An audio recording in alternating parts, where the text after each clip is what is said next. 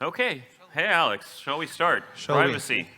Yeah. So let's talk why privacy important. First of all, it became a global trend during the course of the past few years, and people now becoming more and more self-conscious about preserving their data online, and they started to understand the risks that violation of privacy poses.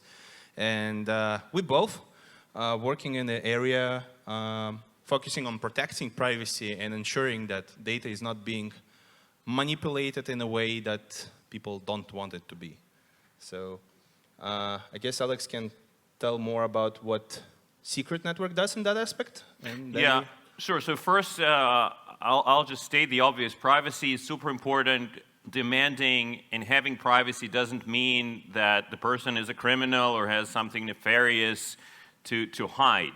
We all want privacy in our personal lives, our business lives, our financial lives. None of us wants to have our credit card statements to be published online for anyone to review, and frankly, that's what happens with all of our spending on non-confidential blockchains, which are most of the blockchains today. So at Secret Labs, we're actually solving for privacy on two levels. One level is on the blockchain itself. So the Secret Network is a blockchain that uses trust execution environments, TEs, to encrypt all the smart contract interactions. So the tokens on Secret Network, like our variant of ERC20, like USDC, USDT, whatever, Atom, Bitcoin, they're all confidential.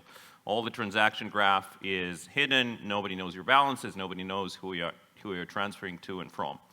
That's our initial product. And what we're working on now is confidential virtual machines, which is actually off-chain computation, where the information that people are sending to a server is not available neither to the owner of the hardware nor even to the developer of the server itself, or the application itself. And this is achieved, again, using confidential virtual machines powered by trust execution environments. So privacy is important. There are multiple ways to do it. With Secret, we are relying on TEs to provide this privacy for all kinds of applications, off-chain and on-chain. I just spoke on stage regarding what Sentinel does with the DVPN. And we have another venture on Sentinel. We developed Sentinel Scout that is designed to have a decentralized and provable way of mining data for training large language models. And this is also another important aspect of privacy is the ethical data mining and making sure that data that you mine to train your own large language model is not being manipulated in any way. And I think that trusted execution environment is something that we might be actually interested in. Combining all the efforts from the Sentinel network with the Secret might be a good thing to do. Closing deals on stage, that's the new, that's the way to go. Thing. So actually, Alex, what you said, it brings us to the world of AI. Right, and privacy of AI. So who here is using LLMs on a daily basis?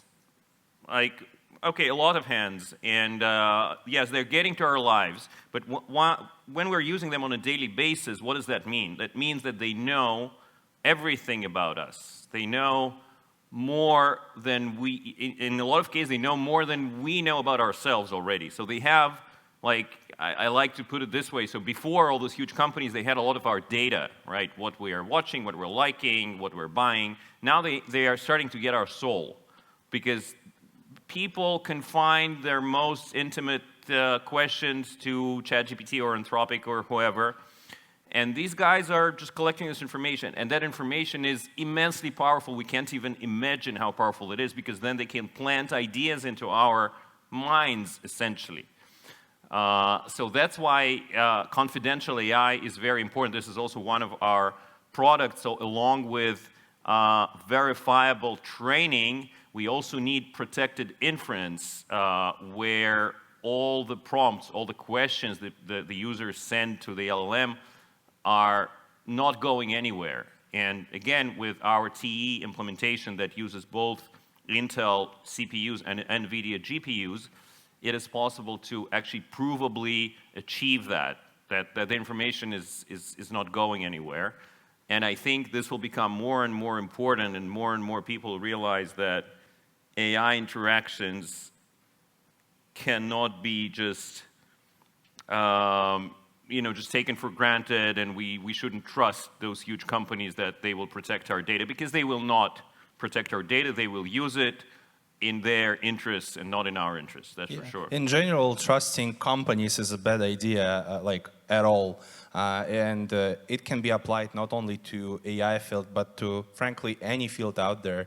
For example, with the VPNs, our main focus is, we usually take it for granted what they say.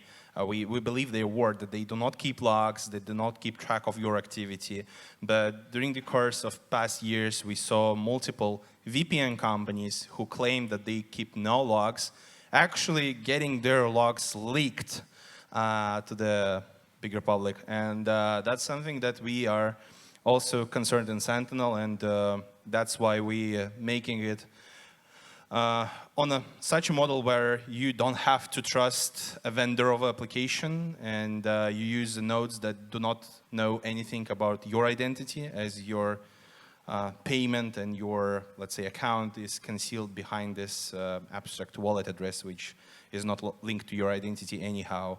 And that's one another thing that we can talk about as well, that if we talk about AI and the way how people interact with it, they usually give themselves the most sensitive information to AI. For example, someone feeling unwell, and they asking AI what is wrong with them.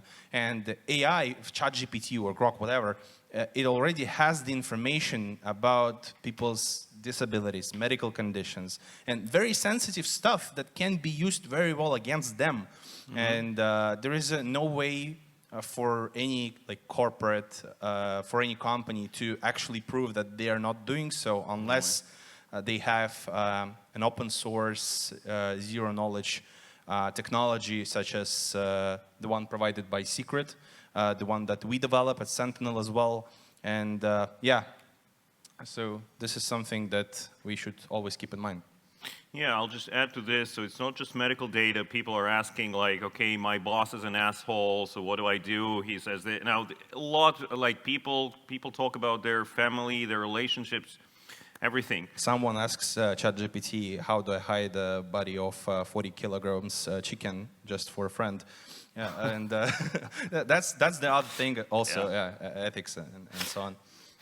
So, Alex, we talked earlier, and I think an interesting question is, does the regulation or whatever the governments have to say about privacy, does it help? What is happening there? What is the latest in this space? So, as we in Europe, I'm going to talk about European initiatives. It is very concerning to see what's developing out there for the past years, especially the initiative about decrypting chats for sake of security. It is always not a good idea, because once smart person said that if you make a key and for a good guys, there is no way to make sure that this key will not end up in the hands of a bad guys. Or the good guys just become bad occasionally. Yeah, that's very often the case, actually. I can tell from the country I come from.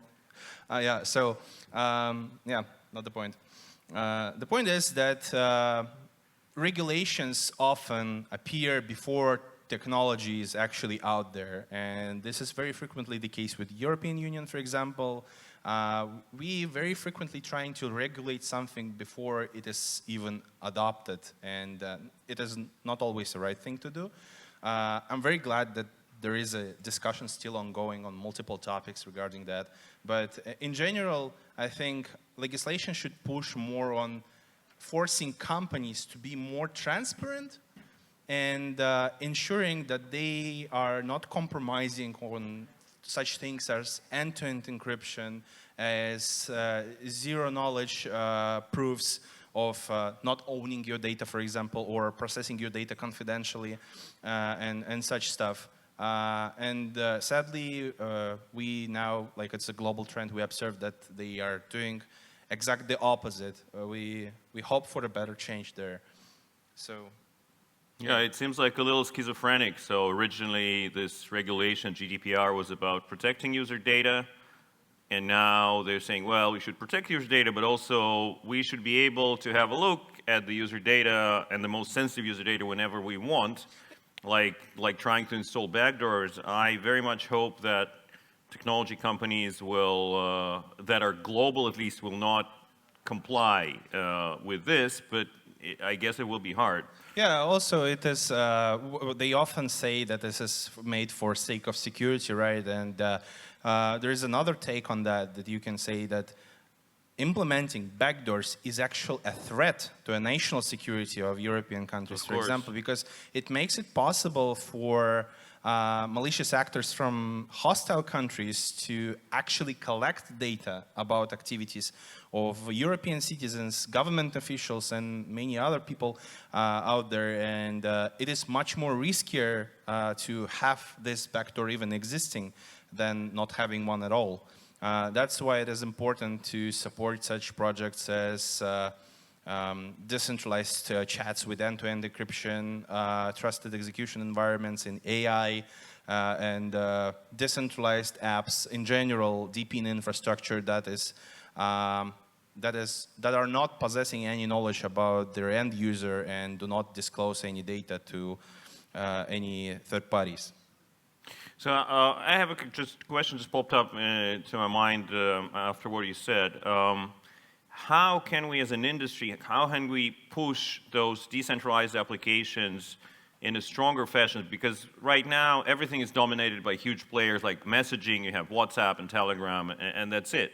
Yeah, right? Yeah. So how do we push those decentralized alternatives so that people actually start using them? Is it user experience, price, like what is it? Yeah, I think that the most important topic is to making apps not less convenient than their centralized alternatives. It is very frequently the case because when we try to use a chat, everyone probably used WhatsApp or Telegram out there, right? And it's very hard for people to switch onto something that is decentralized. First of all, because it's way more complex in terms of user experience and UI. Same for DeFi, for DPN, and many other projects. And I think the more focus we put on user experience, the user journey from the app installation to actual use, the more mass adoption we will see. So yeah, I see that our time is slowly running out, and we have about 1 minute left. I'd like to say that we might want to have some questions from the audience. Is there anyone who would like to ask something?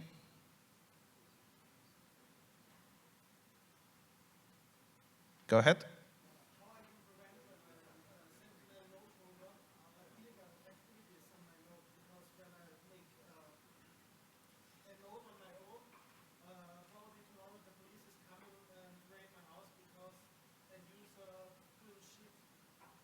That's actually a great question, and yeah, I'll briefly answer. So,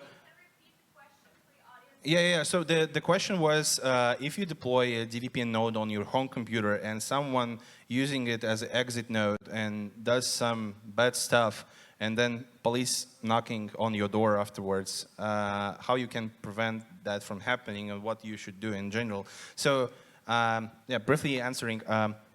This is something that you can solve with multi-hop, making sure that your DVPN node is not being used as a final exit node and traffic is being rerouted elsewhere, for example, to a node that is spin up in the cloud. That is something that you can do, and this is something that we're considering in the next update of the Sentinel. There's also an important factor that we have a presumption of innocence in the law. And something that is coming from your IP address does not necessarily mean that you did it. And it is obligation of law enforcement to prove that you are the one responsible for the actions and not someone that is using your node. And an explanation that you're running a DVPN node should be enough. We had several cases like that in Turkey recently, and everything went well for those who were running the nodes there.